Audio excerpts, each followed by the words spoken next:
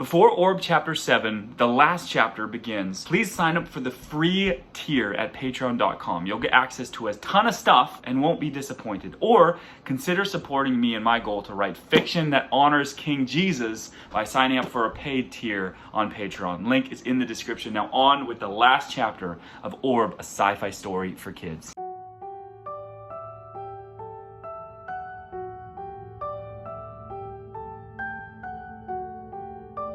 ORB, a sci-fi story for kids. Chapter 7. Hello and Goodbye. Home was a lovely place for Theo to be. He was filled with wonder, regret, and all kinds of feelings from the last week and a bit. But home was always the best place for him to feel those feelings. As he passed through his front door, he thought of his missing friend, and wondered if he too had gone home. Not to Theo's, but to his, to the ORB's home.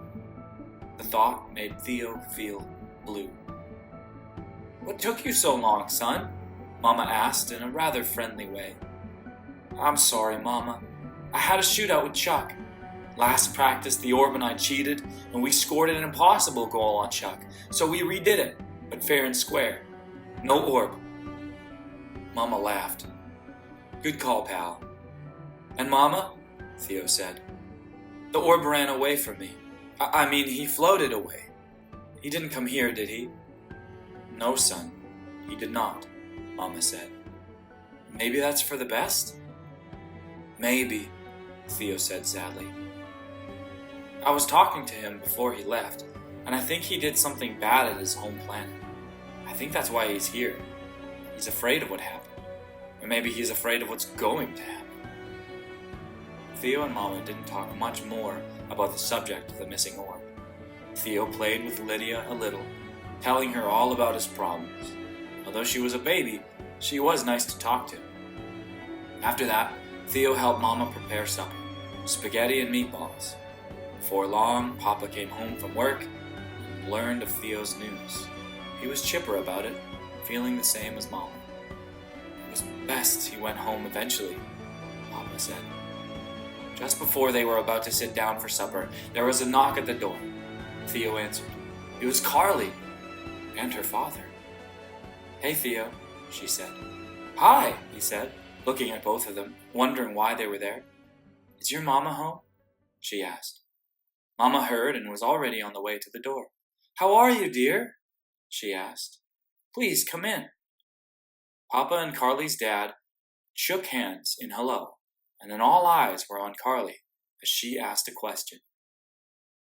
"Would you come see my mom?" she asked quietly. "And would you pray for her?" Mama gasped. She looked at Papa with a smile. "Yes, of course," she said. Carly hugged Mama, and her dad quietly stood still. Theo didn't think he was a Christian, but he wondered if even people who didn't believe in God still knew they needed him. "Oh, and Dad," Carly said with excitement, "there's something Theo and I want to show you." Theo gasped. Now? Now was the time she wanted to introduce an alien to her father? Theo shook his head slowly at Carly, making his eyes wide. He didn't have the orb to show. But Carly didn't know that. "Another time, I think," Theo said quietly. "Now's as good a time as any. Now's as good a time as any," Carly protested. Lydia then interrupted the conversation. As if understanding everything that was being said, she blurted out in the way that babies talk, "Ball gone." Mom and Papa were excited that she had put two words together to form a sort of sentence. They crouched down and congratulated her for speaking. Carly stared at Theo. She understood what Lydia meant. Theo nodded slowly. Carly looked at her feet. This news seemed to make her even more sad. Theo couldn't imagine what she was feeling. Maybe she wanted to see the orb and show him to her dad to spread some joy before the difficult thing of seeing her mother. "Well, maybe I'll see this ball when we come for supper this week," Carly's dad said. "Maybe we should get going now," he added. Everyone agreed, and with that, the family packed up in their van and followed Carly and her dad to Carly's grandfather's house. He lived in another town not far from theirs. The drive in both vehicles was solemn. Theo's family didn't talk much. Mama and Papa were praying silently in front. This was a difficult situation. To pray for someone's health and well-being in front of someone who wasn't a believer. Mama and Papa felt the pressure of it all. In Carly's car, she and her dad were also silent. Carly sat in the front seat and looked out the window. She was sad about her mom, and now she was sad about the missing orb. But as the two vehicles pulled up to Carly's grandfather's house, Carly thought she saw the orb floating by the front window. She quickly looked at her dad to see if he had noticed, but he was calm. When she was out of the vehicle, she went up to Theo immediately. "Did you see him?" she asked. "Who?" "I thought I saw the orb just now," Carly whispered sharply. "Really?" Theo's face lit up. "I hope you did. I wouldn't mind a proper goodbye." "I wouldn't mind him not leaving," Carly suggested with a nudge to Theo's ribs. Soon they were all gathered at the front door, and Carly rang the doorbell. An old man with a kind smile answered and gave a big hug to Carly. He introduced himself to Theo and his family and then shook Carly's dad's hand. Theo rejoiced to see Bible verses hung up on the walls of Carly's grandparents' house. They even had a Bible on the coffee table. And then Theo saw Carly's mom. She was wrapped in a cozy blanket, sitting on the couch with a cup of tea and staring out the window with a smile. "Hi, Lucia," Carly's grandfather said. "Carly is here with some friends." Lucia didn't move. She sat still, looking out the window as if her mind was not even in the room. Theo could tell it was hard for Carly not to cry. "Well then," Carly's grandfather said, "thanks for coming to offer a prayer. It was good of you to ask, Carly."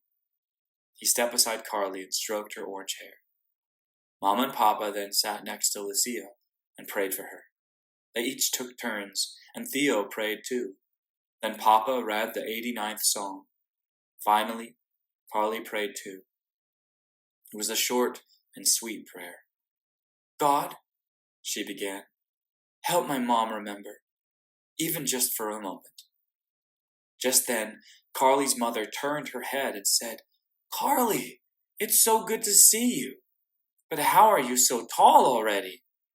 Carly hugged her mom and started to cry. The rest joined in celebrating and answered prayer. Carly's father stood still in the corner of the room. But the answered prayer wasn't for a permanent healing, but just for a moment.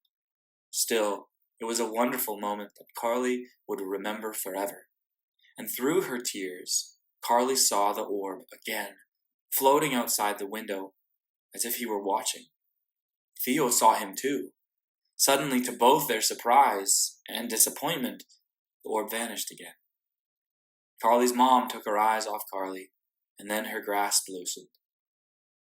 She looked out the window and smiled, but everyone could see in her eyes that she had drifted off again, and her mind had left them. Theo's family stayed for a little while longer, and drove home before the sun set. They had a late supper, and then went to bed. Theo woke up the next day feeling sad. He felt sad from seeing Carly's mom, and he felt sad because the orb was still gone, and Theo would have to get used to missing the orb because soon he would go home. However, that afternoon, to Theo's delight, Carly walked to his house after school holding a very familiar soccer ball. Theo was sitting in his room, gazing out the window, waiting for Papa to come home. But when he saw Carly on the sidewalk, he bolted downstairs and opened the door. "Is that him?" he called to her. "Yep," she shouted back. She closed the distance between them quickly. "He was waiting for me outside school," Carly said. Theo hugged the orb, who buzzed in return and glowed golden.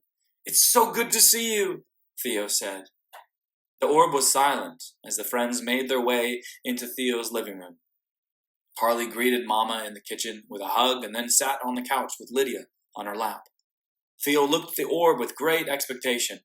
"So, where did you go?" he asked. The orb changed to a deep shade of green and displayed familiar clouds on its surface. "Home?" Theo yelled. "You went home?" The orb turned from side to side and hummed shortly. He floated upward toward the ceiling and said bzzzt and hmm. Oh boy, Carly began. I think he's going home now.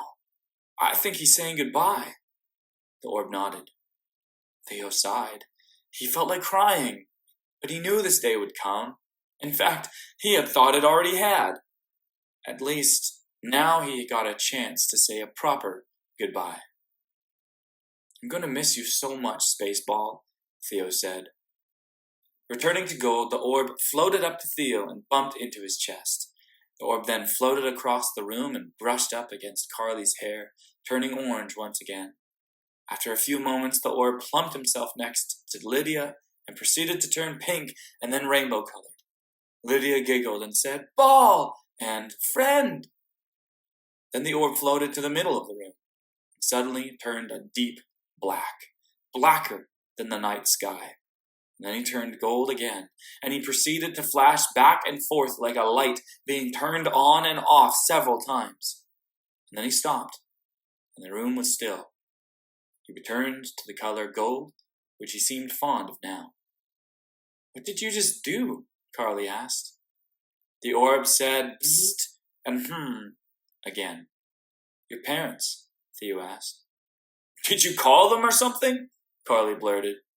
The orb hummed a sort of chuckle and then nodded. He quickly turned black again as if blinking to try to show Carly and Theo how he did it. If you're no longer afraid and sad, Theo began, does that mean gold is your normal color now? The orb nodded and buzzed happily. What changed? Theo asked. How come you're not sad or scared anymore? The orb jutted toward Theo sharply, and then turned his colors to look like a soccer ball. He then turned orange and flew toward Carly, but he floated in front of her for a moment and slowly turned blue. Because of us, Carly said slowly. I think he saw your courage to redo your kick with Chuck, and your willingness to lose. And I think he saw my mom, and I don't know what that would have shown him.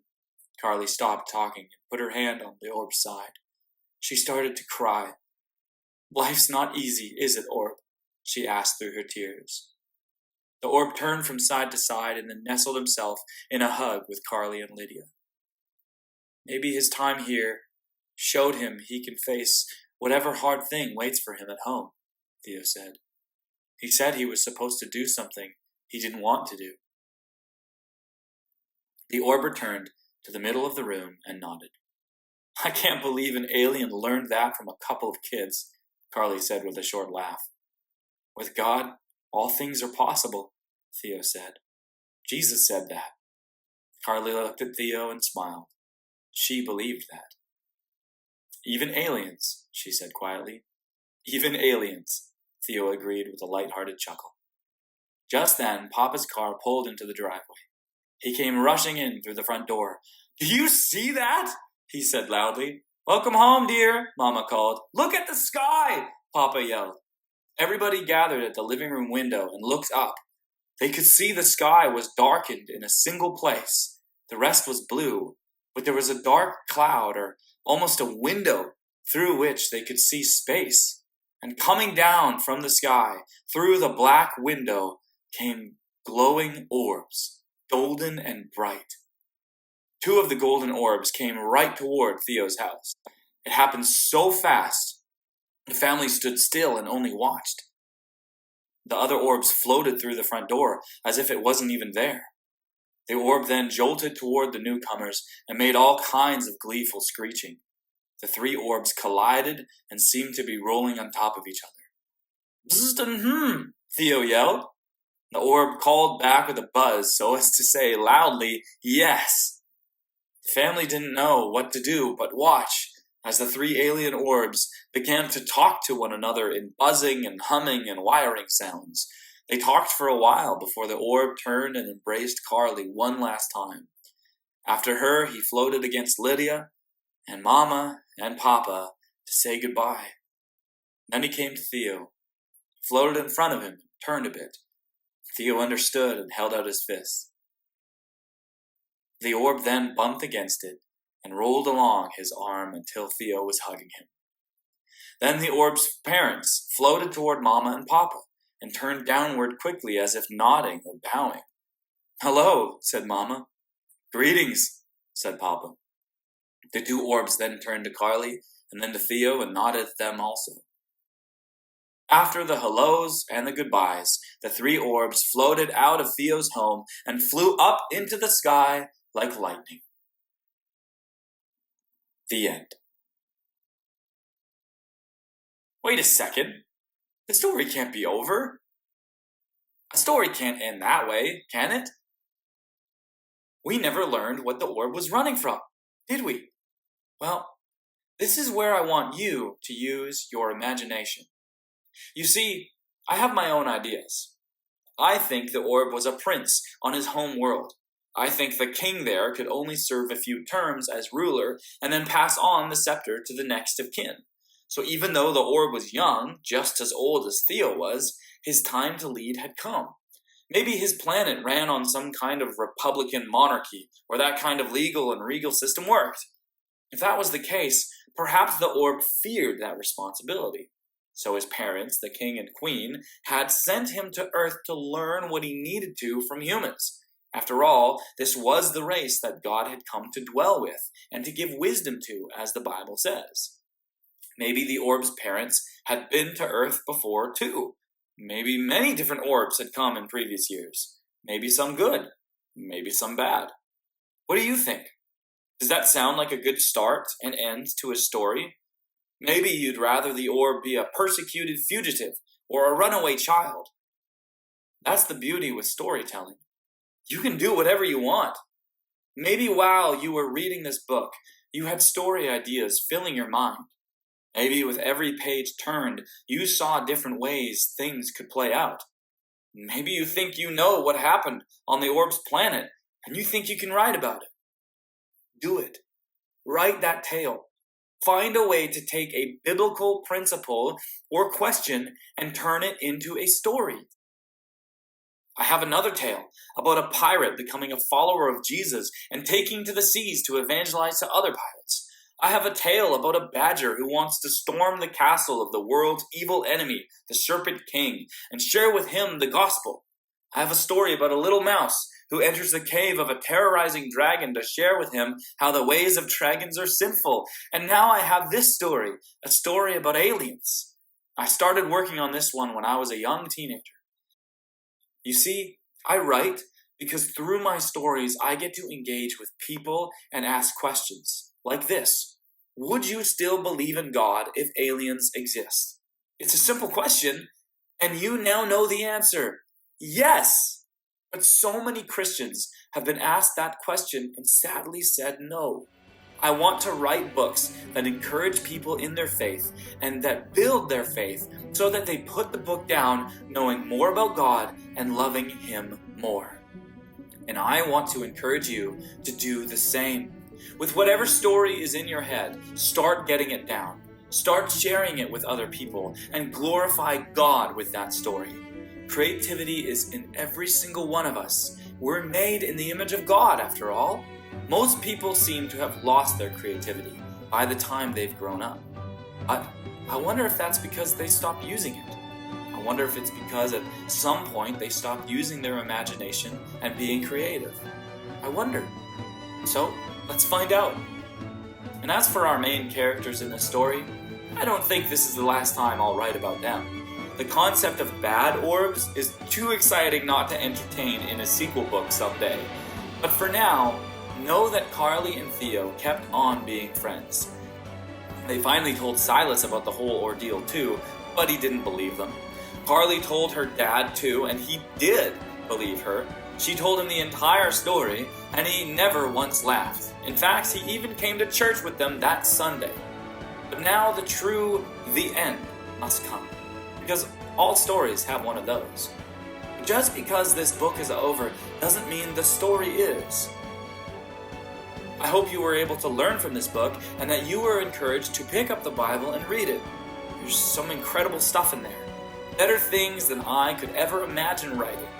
I pray this book helped your faith strengthen so that if somehow aliens do exist, you'd know that God made them and that God would save them too. The end. For now.